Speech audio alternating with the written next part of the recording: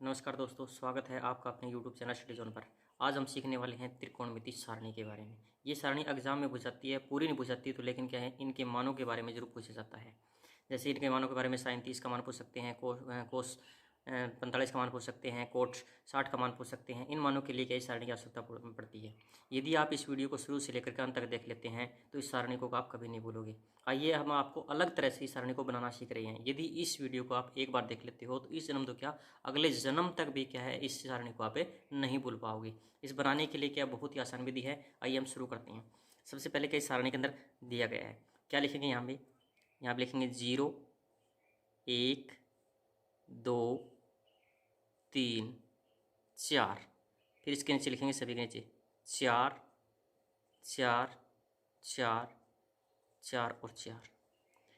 पहले क्या ऊपर 1 2 3 4, नीचे क्या सभी के 4।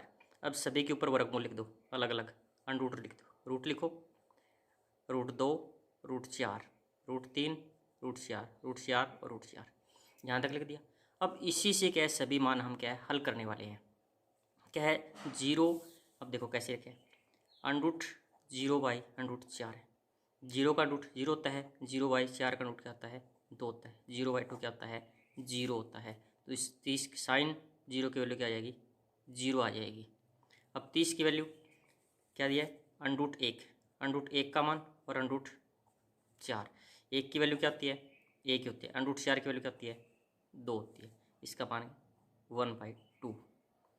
अब √2/4, √2 और √4। 2 का 2 रखे, इसका √2 आ जाएगा, 4 का 2। अब क्या है 2 को हम क्या लिख सकते हैं, देखो कि 2 को लिखने के लिए √2 का 2 लिख सकते हैं। इसको लिखते हैं √2 मल्टीप्लाई √2। √2 से √2 कट गया, ऊपर क्या बच गया 1, तो क्या लिख देंगे 1/√2। इसका साइन 60 की वैल्यू हुई, √3/√4। √3 का 3, 4 का रूट क्या होता है 2। ये किसकी वैल्यू आ जाएगी साइन 60 की वैल्यू √3/2। अब √4 और √4 दोनों √4 रखे, 4 से 4 कट जाएगा, क्या बचेगा 1। इसकी वैल्यू क्या आ जाएगी 1।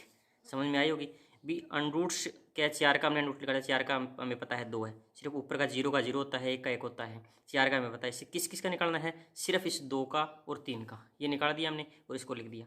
अब साइन निकाल दिया, और साइन का जो विपरीत यानी उल्टा होता है, यानी साइन 0 और वो क्या है कोस 90 की वैल्यू होती है, और साइन 90 की वैल्यू किसके बराबर होती है कोस 0 के बराबर होती है। तो कोस 0 क्या हो जाएगा 1 हो जाएगा।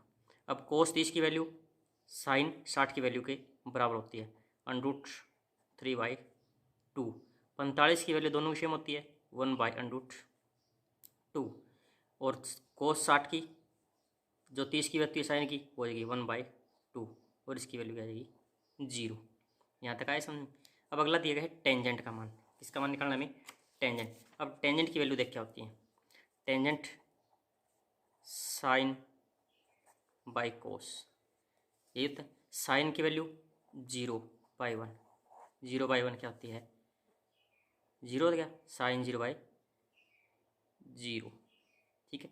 अब साइन 30 की वैल्यू निकाल, टेंजेंट 30 की निकालनी है 1/2 और √2/2।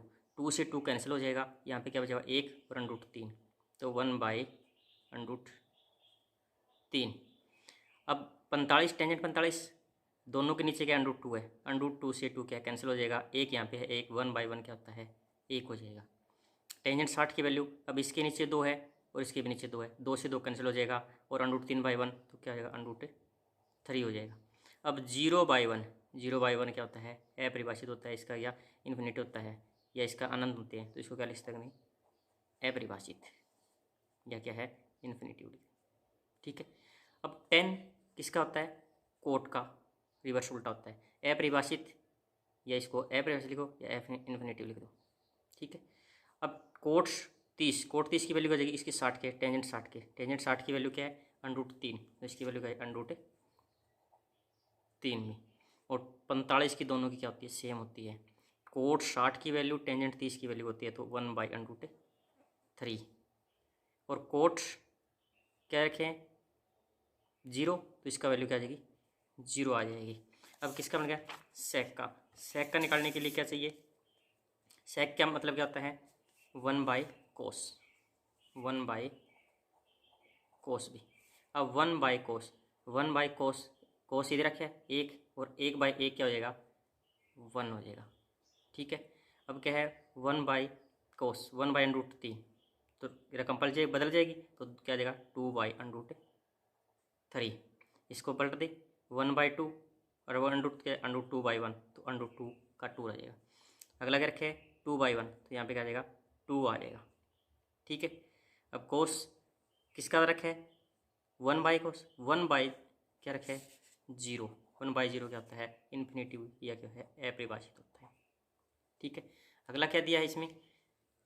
कोसेक, कोसेक का होता है जो सेक का उल्टा, सेक अपरिभाषित हो जाएगा। इस कोसेक का 30 क्या हो जाएगा? सेक का जो 60 दिया हुआ है, सेक का 60 क्या है? 2, और दोनों का जो 45 मान √2 हो जाएगा। कोसेक 60 का मान हो जाएगा 2/√3, और कोसेक 90 का क्या हो जाएगा? 1। ये सारणी है। इस सारणी को बना करके आप कभी भी जिंदगी भर नहीं बोल सकते कि जब भी एग्जाम आए तो इस एग्जाम में क्या है, जो सीकें कोसेक का हो जाएगा और साइन कोस का हो जाएगा। यानी 1-2 मान्य करने से क्या है, हम सभी सारणी हल कर सकते हैं।